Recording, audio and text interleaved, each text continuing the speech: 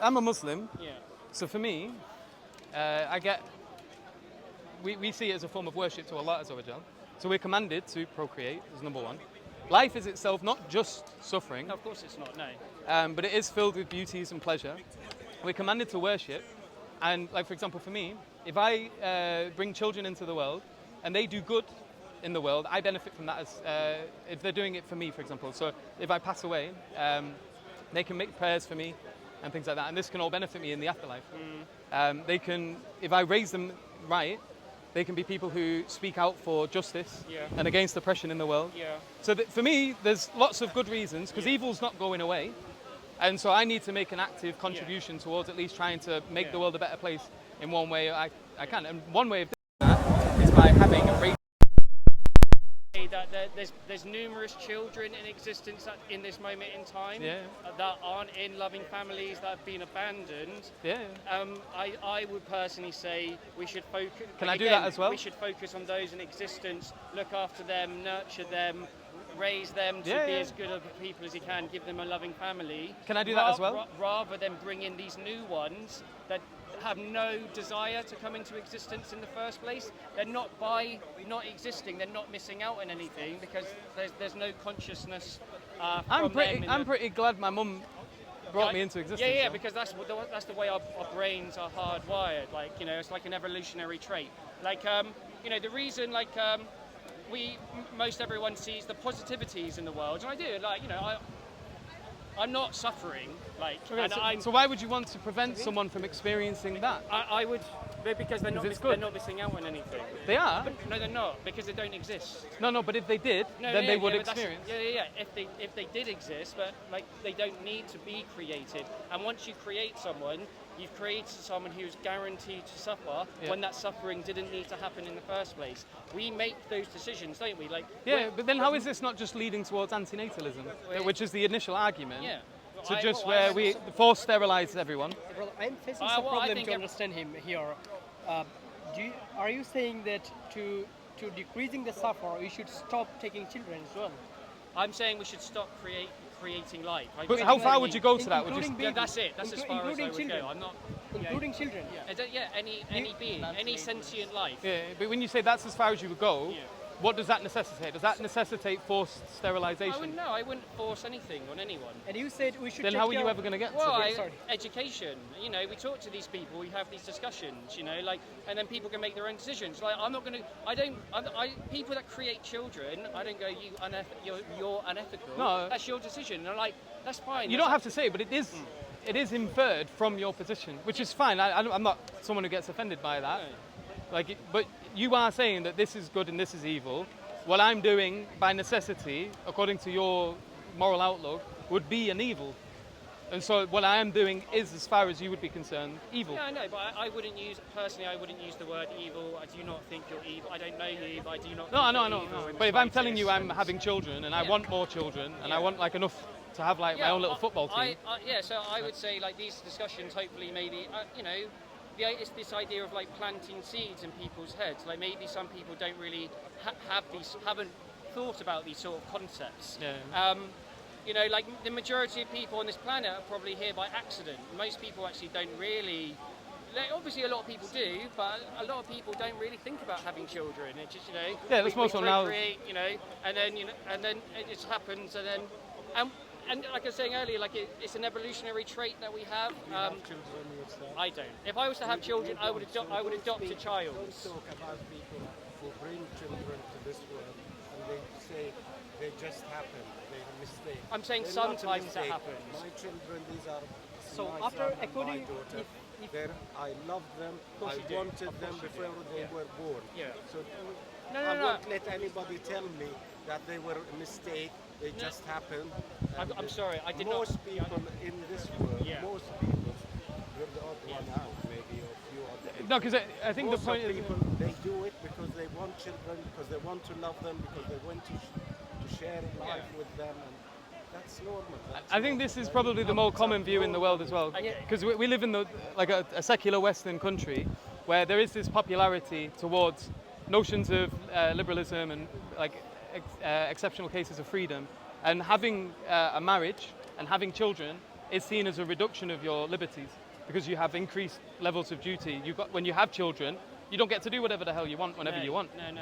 And so I think that's tied to the reason why people aren't wanting to have children anymore. And obviously with the increase of things like climate, Well, it's their choice. So Don't if I, have them if you we think follow his instructions, so what will happen after 100 years in this world? It will be empty, right? There will be no human. and what's ironic as well is we also suffer from loneliness. Yeah. And in your world, it would get increasingly more lonely. The end part. I mean, human existence will end eventually. All species go extinct. Humans have only been around for a very limited time, and we're probably arguably the only species that destroys their own environment. Like the way we're currently living is literally, like the 40-degree heat wave that's just come about isn't some just random freak event. It's happening because of increase in greenhouse gas emissions. Like our fossil fuel addicted polluting society is decimating the world. Like as this planet gets hotter and hotter, our ocean levels will rise. There's billions of people that live on coastal towns where they currently live will be underwater. So they have to move. Like 1 billion people don't move peacefully. There'll be war, chaos. There will be a lot of pain and suffering. They're saying Africa, majority of Africa, or large parts of Africa, in about 10 years' time, will be uninhabitable. There's like 700 million people that are going to move. One other thing. There's this thing called the wet bulb temperature. A lot of people probably haven't heard about it. It's this point in time where the temperature's at a certain point, so 40 degrees or so, and the humidity is at a certain level as well, and our bodies can no longer produce sweat. If we're outside in those sort of temperatures where we can't sweat basically cools our body down. Instead, our organs just heat up. Within about an hour or 2 or 3 hours, we'll just die because our organs will just shut down. In India and Pakistan, throughout this summer, they've been hitting close to 50 degrees Celsius. And our media is not reporting on it because our media profits from this fossil fuel world. Yeah, I have no disagreements on any of these. So this sort of moves on a little bit from the initial discussion, which was, how is it that we are to say that eating animals is necessarily an evil? Because it causes harm to someone else when it's completely unnecessary. So why is it that harm is evil? For me, it's just a case of empathy. If I wouldn't want that done to me, I don't think I should be doing that to someone else. Okay, so your principle is linked somewhat to the act to others as you would have act upon yourself. There's an issue with that as an ethos, because there are weird people in the world, and if they take on your ethos, like for example in America, you have some people that like a challenge, and so they if someone was to try to come onto their land, because then they get an opportunity to fight, to shoot, to do whatever.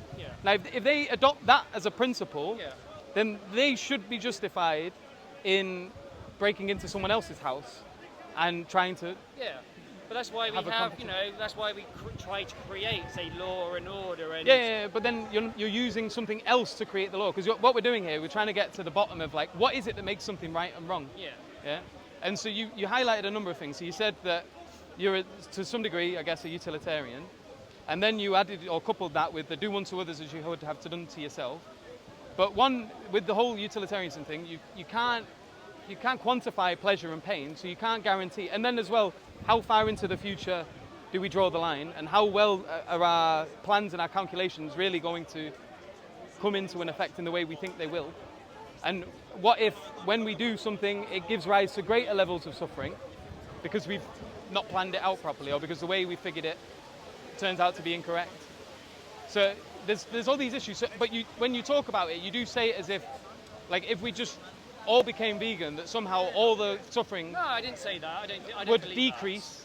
So, it's one stage inner. I'm saying all the animals that we eat in the animal agriculture industry exist because of us, exist because we like burgers, milkshakes, all these things that aren't necessary. That is a lot of suffering going on, and that is an element of our society that we could end.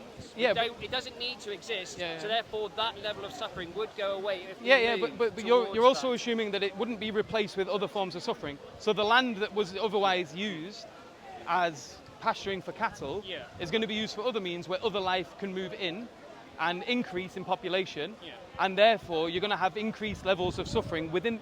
Like you've not like if you imagine like when you go through the countryside here, yeah, the fields are generally just grass. Now, and that's because obviously things are just pasturing on there.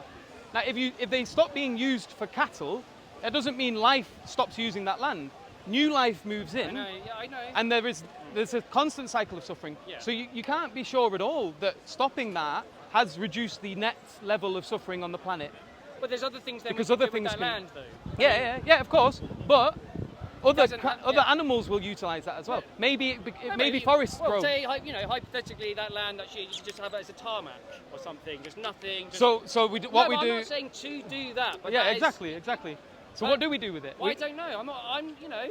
I'm. There's a few options. We do what you said with tarmac. Between that and land that's utilised by man, and land that's actually given to So yeah, wild yeah. states of nature. But if the issue here is about whether the levels of suffering, yeah, and you're doing this in order to reduce suffering, but then you introduce a new environment where new life can move in, procreate, there is going to be a predator and prey cycle that is introduced to these new environments, and you haven't guaranteed a reduction in suffering at all because the wild is filled with it.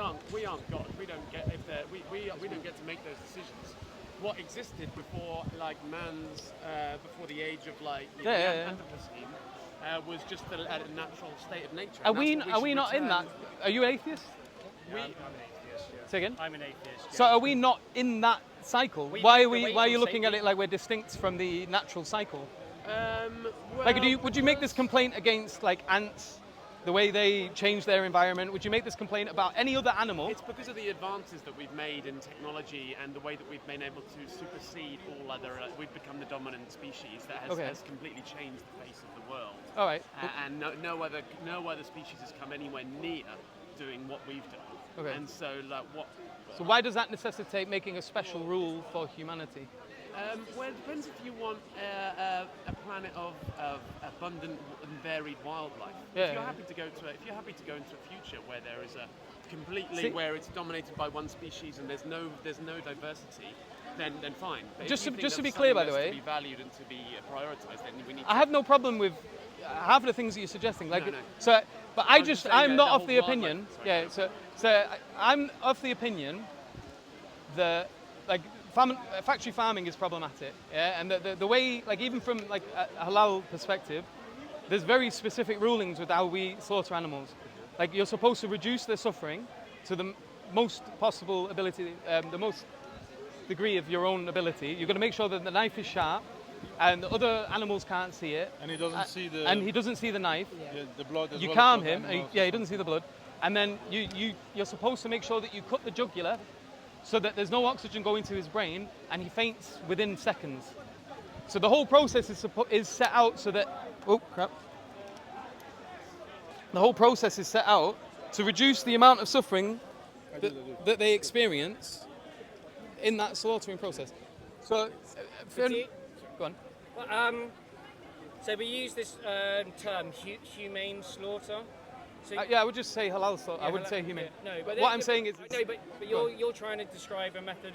It's like how I said I do unto others as you do unto yourself. yeah, I'm not using that principle No, because I don't believe humans can be eaten. But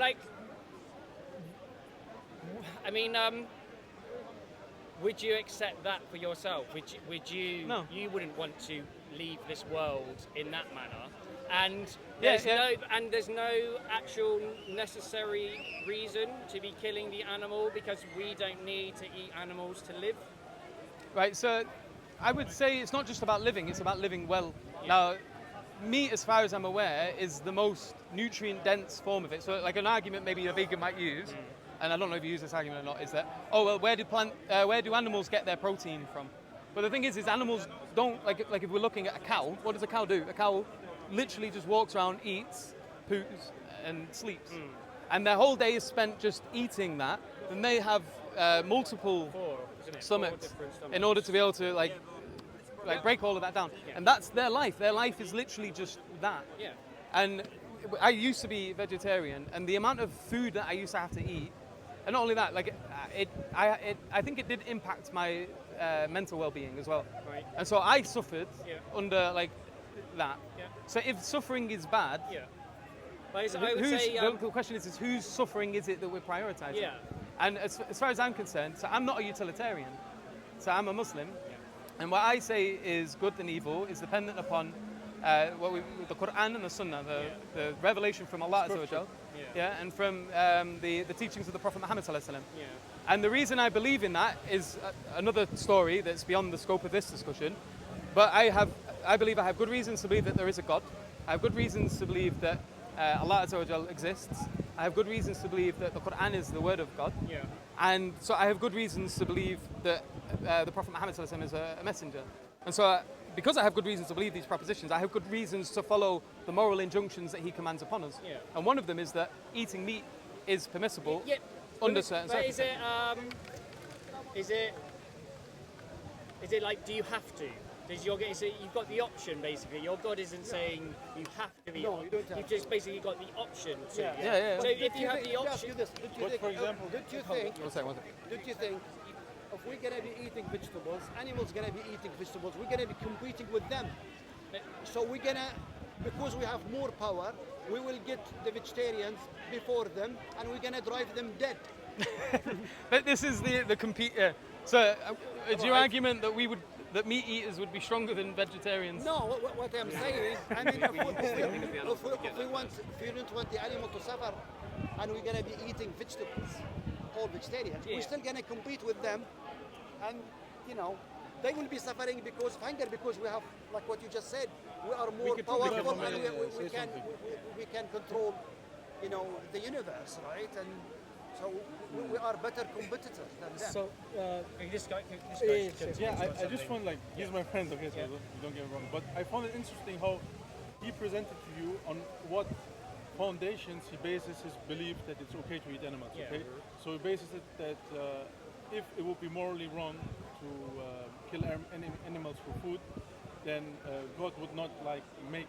He wouldn't allow it. Even our religion, yes, we're not forced to eat animals, but in certain occasions we're ordered to slaughter the animals. Yeah, like Hajj. Like in Hajj when we do the pilgrim, and on the Eid where when we celebrate and we give the meat to the poor people and stuff. But not even looking to that, what my question would be to you, because I don't know, I haven't followed the conversation. I don't know if it happened before, but